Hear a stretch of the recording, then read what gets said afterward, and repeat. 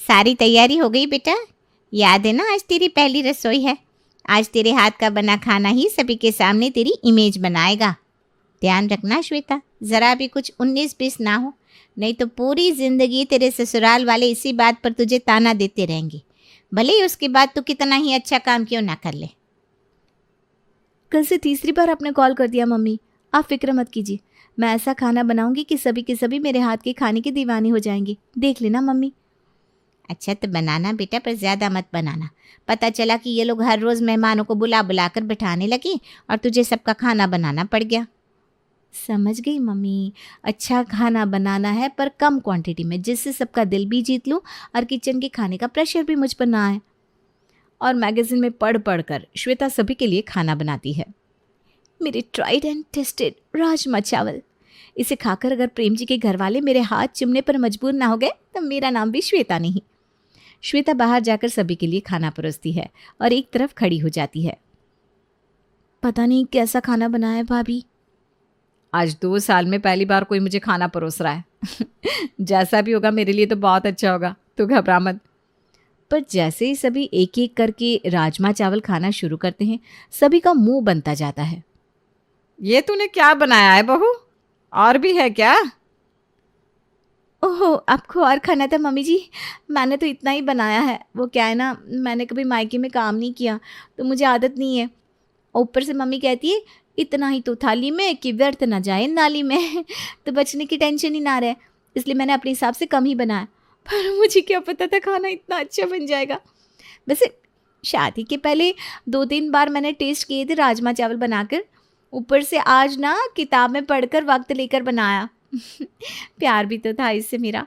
पर सच कहूँ तो मुझे ना बड़ी घबराहट हो रही थी मम्मी जी कि आप लोगों को पसंद आएगा कि नहीं। पर देखो मेहनत रंग लाई। बड़े बहू, सुबह का नाश्ता बचा है क्या? हाँ पापा जी, आलू दम की सब्जी तो रखी हुई है। बहू तो पराठे सेक कर दम आलू के साथ वही ला दे। भाभी ज़रा सी सब्जी मुझे भी देना, तो इस चावल के साथ सब्जी खा लूँगा। अब मुझे भी दे देना बहू। सभी दम आलू मंगवा रहे हैं, क्या बात है? खाना अच्छा नहीं बनाया क्या? वो बात नहीं है श्वेता, वो क्या है ना, रिया ने इतना अच्छा खाना बना बना कर हम सभी के टेस्ट का स्टैंडर्ड बहुत हाई कर रखा है कि उसे बीट कर पाना इस राजमा चावल के लिए ज़रा मुश्किल हो रहा है। इसे ज़रा नहीं कहते भैया, बहुत अंतर है भाभी के खाने में और श्वेता के बने खाने में। और यहाँ श्वेता का सारा प्लान फेल हो जाता है। कहाँ काम से बचना पड़े इसलिए उसने खाना कम बनाया था, पर यहाँ तो उसका बनाया हुआ सारा का सारा खाना वैसा का वैसा ही बच जाता है। बहू, खाना झूठा नहीं हुआ है, तू इसे रसोई में ले जा और मन छोटा मत करना। अपनी जेठानी से सीख लेना धीरे धीरे खाना बनाना है। और इसी तरह अपने बनाए खराब खाने के लिए ताना सुनते सुनते श्वेता के अपने ससुराल में 15 दिन बीत जाते हैं और एक सुबह सुमन की सहेलियां उससे मिलने आती हैं। अब तू ये नहीं कह सकती वृंदा कि तुम मुझसे मिलने आई हो। ये क्या है कि तू ये देखने आई है कि मैं तेरी बेटी को ना करने के बाद मैं अपने प्रेम के लिए कैसी लड़की लेकर आई हूँ, है ना? झूठ तो नहीं बोलूँगी सुमन, मैं तो यहाँ तेरी बड़ी बहू के हाथ का खाना खाने आई हूँ।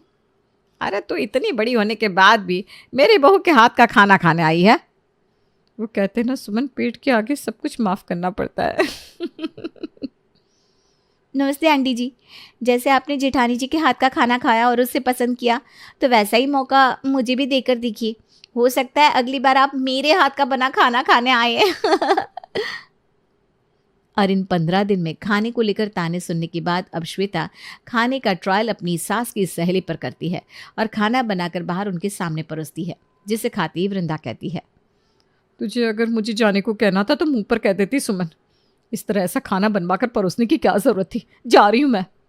मेरी बेटे को मना किया था ना तूने, क्योंकि इसी बहू के हाथ का खाना तेरे नसीब में था।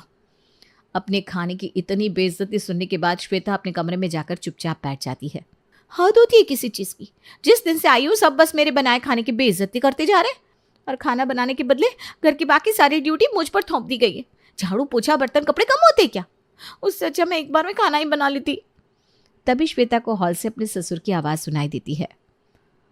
अब तो हमारे स्नेहा के पराये होने का वक्त आ गया सुमन जी। आज मेरे पुराने दोस्त विमल से मुलाकात हुई, बात तो लगभग पूरी हो गई है। बस अब वो स्नेहा को देखने आएंगे।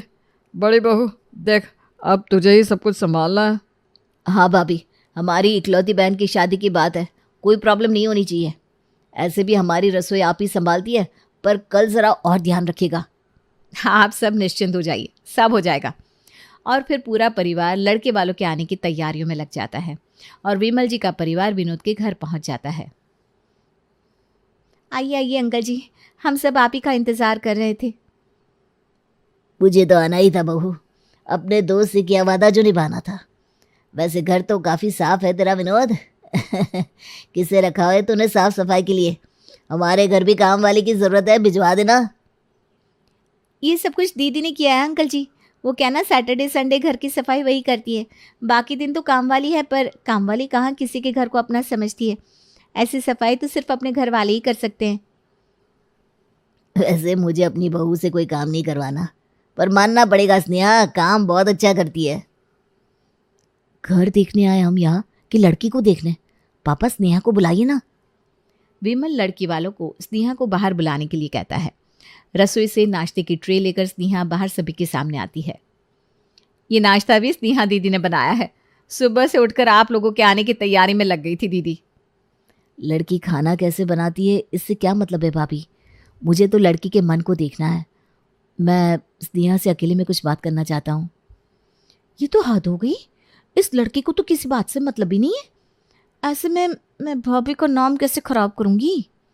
कमरे में जाकर विवेक स्नेहा से बातें करता है और दोनों मुस्कुराते हुए कमरे से बाहर आते हैं। अब हमें लंच कर लेना चाहिए। नहीं विवेक, और वैसे भी लंच में तुम्हारे फेवरेट राजमा चावल हैं। What? Oh my God, rajma चावल?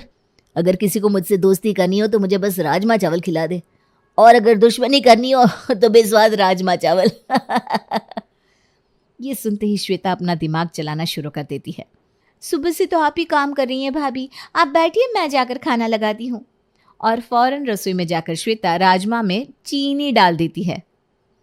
अब ये मीठे राजमा खाकर विवेक इस रिश्ते के लिए मना कर देगा, और जिस रिया के खाने की तारीफ कर करके इन सब ने मेरे कान पकाए थे, आज वही खाना इस घर की बेटी की शादी टूटने का कारण बनेगा। श्वेता कुछ देर बाद बाहर टेबल पर खाना लगाती है।